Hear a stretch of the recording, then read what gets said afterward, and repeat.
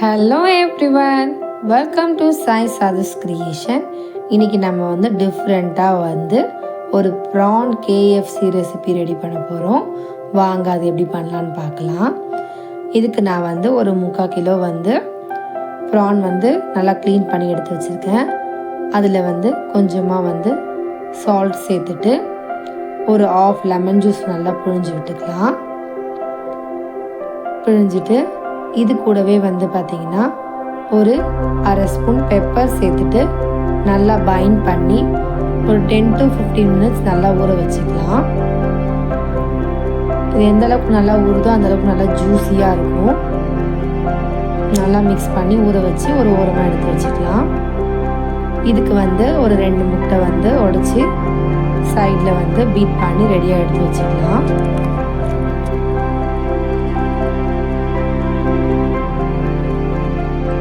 இதை ஒரு சைடில் எடுத்து வச்சுக்கலாம்.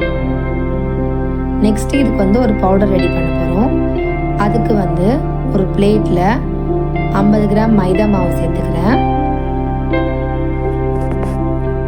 இந்த மைதா மாவு கூட பார்த்திங்கன்னா 1 ஸ்பூன் அளவுக்கு அரிசி மாவு சேர்த்துக்கிறேன். 1 ஸ்பூன் ரவை சேர்த்துக்கலாம். கூடவே 1 ஸ்பூன் கார்ன்ஃப்ளவர் மாவு சேர்த்துக்கலாம். இப்போ அரிசி மாவு சேர்த்திங்கன்னா எண்ணெய் பிடிக்காது, அதுக்காக தான். இப்போது காஷ்மீரி சில்லி பவுடர் ஒரு 3/4 ஸ்பூன் சேர்த்துட்டு இந்த மாவுக்கு தேவையான அளவு உப்பு சேர்த்துட்டு கூடவே ஒரு 1/2 ஸ்பூன் கரம் மசாலா சேர்த்துருக்கேன். அது கூடவே ஒரு 1/4 ஸ்பூன் பெப்பர் சேர்த்துக்கலாம். இது எல்லாத்தையும் சேர்த்து நல்லா மிக்ஸ் பண்ணிக்கோங்க.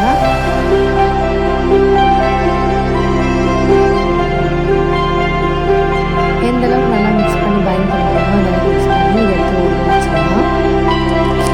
இப்போது நம்ம எல்லாத்தையும் ரெடி பண்ணி வச்சுருக்கோம். இப்போது இந்த இறால ஃபஸ்ட்டு நம்ம ரெடி பண்ண அந்த பேட்டரில் முக்கி எடுத்துட்டு நல்லா ஒரு பிரட்டிட்டு எக்கில் லைட்டாக முக்கி எடுத்துட்டு ப்ரெட் க்ரம்ஸ் எடுத்து வச்சுருக்கேன்.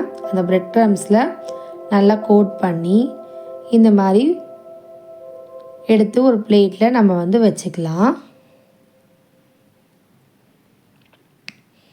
இதே மாதிரி ஒரு இறாவாக நம்ம ரெடி பண்ணி வச்சுருக்க பேட்டரில் போட்டுட்டு எக்கில் போட்டுட்டு ப்ரெட் க்ரம்ஸில் போட்டு எடுத்து ரெடியாக வச்சிடலாம்.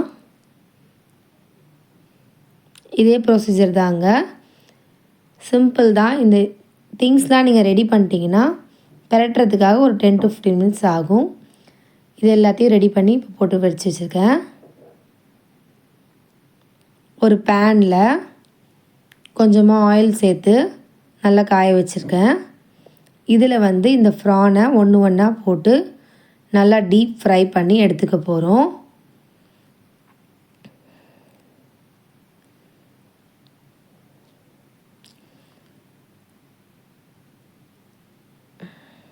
இப்போ எல்லாமே சேர்த்தாச்சு.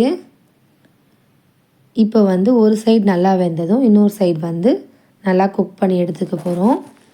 இது பார்த்திங்கன்னா வெளியே நல்லா கிறிஸ்பியாகவும் உள்ளே இறாவோட அந்த ஜூஸியாகவும் இருக்கும். இப்போ ஒன் சைடு நல்லா குக் ஆகிடுச்சு. இன்னொரு சைடு எல்லாத்தையும் நம்ம திருப்பி விட்டுக்கலாம்.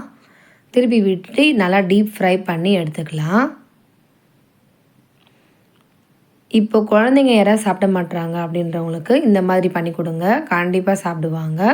ஸ்கூல்லேருந்து வர குழந்தைங்களுக்கு இந்த மாதிரி ஒரு ஸ்நாக்ஸ் பண்ணி வச்சுருந்திங்கன்னா ரொம்ப சர்ப்ரைஸ் ஆகிடுவாங்க. குழந்தைங்கள்லேருந்து பெரியவங்க வரைக்கும் எல்லாருமே ரொம்ப லைக் பண்ணி சாப்பிடுவாங்க. ரொம்ப டேஸ்டியாக இருந்தது. உள்ளே நல்லா ஜூஸியாக இருந்தது. அது டேஸ்ட் பக்காவாக இருந்தது, கேஎஃப்சி டேஸ்ட்டு. இப்போ நம்ம ப்ரான் கேஎஃப்சி ரெடி ஆகிடுச்சு. இதை ஒரு பிளேட்டில் ட்ரான்ஸ்ஃபர் பண்ணிவிட்டு நம்ம சர்வ் பண்ணிக்கலாம். உங்களுக்கு நம்மளுடைய டிஷ் பிடிச்சிருந்தா நம்ம சேனலுக்கு ஒரு கமெண்ட் பண்ணுங்கள். இது போல் உங்களுக்கு வேறு ஏதாவது டிஃப்ரெண்ட்டாக ஏதாவது செய்யணுன்னீங்கன்னா அதுவும் கமெண்ட் பண்ணுங்கள். நான் கண்டிப்பாக செஞ்சு வீடியோ போடுறேன். நம்மளுடைய ப்ரான் கேஎஃப்சி ரெடி ஆயிடுச்சு. இப்போ இது கூட நம்ம சாஸோடு சர்வ் பண்ணிக்கலாம். ரொம்ப அட்டகாசமாக இருந்ததுங்க. பாருங்கள், இந்த டிஷ் பிடிச்சிருந்தா நம்ம சேனலுக்கு ஒரு லைக் பண்ணுங்கள், கமெண்ட் பண்ணுங்கள், சப்ஸ்கிரைப் பண்ணுங்கள். கூடவே அந்த பெல் ஐக்கானை ஒரு டச் பண்ணுங்கள். அப்போ தான் நான் போடுற வீடியோவில் உங்களுக்கு உடனே நோட்டிஃபிகேஷனில் வரும். தேங்க்யூ.